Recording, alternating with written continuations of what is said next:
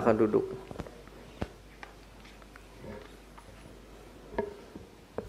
Saudari dan saudara yang baik, hari ini tanggal 13 Mei. Kata orang angka 13 bukan angka yang bagus. Tetapi dalam sejarah gereja tanggal 13 punya arti yang spesial. Setidaknya dalam rangka 100 tahun lebih ini. Yang pertama adalah hari ini kita bersyukur memperingati 105 tahun penampakan Bunda Maria di Fater ya, Fatima, ya betul. Hari ini adalah genap 105 tahun penampakan Bunda Maria di Fatima. Momen yang spesial. Selain itu tanggal 13 Mei bicara apa lagi? Frater masih ingat? Yohanes Paulus kedua ditembak. Tahun 1981. Ya. Ini kayak ujian aja gitu ya tadi ya. Ya. 13 Mei 1917 Bunda Maria menampakkan diri di Fatima. 13 Mei 1981 Santo Yohanes Paulus kedua, Paus, itu ditembak.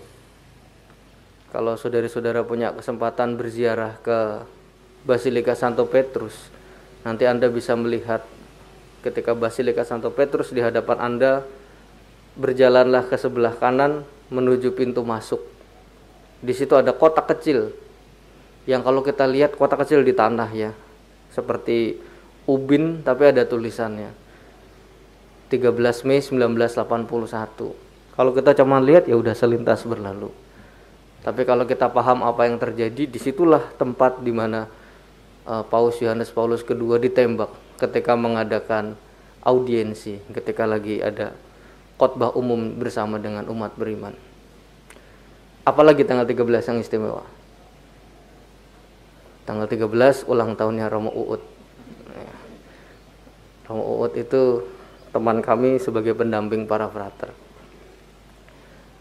Teman-teman, saudari-saudara yang baik, hari ini bacaan Injilnya bicara tentang Yesus sebagai jalan kebenaran dan hidup, anak Allah yang dinyatakan dan diwartakan oleh Paulus dan kita semua.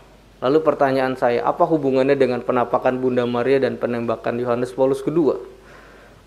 Saya mencoba menarik refleksinya demikian. Yesus mengatakan, akulah jalan kebenaran dan hidup. Dan saya melihat secara pribadi dalam refleksi saya, bagaimana kemudian ketika Yesus mengatakan, akulah jalan kebenaran dan hidup, itu juga dimiliki oleh kita orang-orang yang percaya. 3 anak kecil yang mendapat penampakan Bunda Maria mendapatkan pesan. Pesannya apa? Bunda Maria menyampaikan pesan bahwa Tuhan menyampaikan warta damai. Apa yang terjadi tahun itu? Perang Dunia Pertama. Menarik kan? Ketika dalam situasi yang tidak mudah, Bunda Maria menampakkan diri, memberikan janji bahwa Tuhan menunjukkan jalan kebenaran dan hidup. Dalam apa? Dalam pesan damai. Dalam pribadi Yohanes Paulus kedua kita juga bisa melihat bahwa ketika beliau ditembak, yang terjadi kemudian adalah beliau memaafkan yang menembaknya. Seandainya Yohanes Paulus kedua bisa saja berkata, ya mbok itu udah ditangkap aja, udah diasingkan ke pulau yang gak ada orangnya.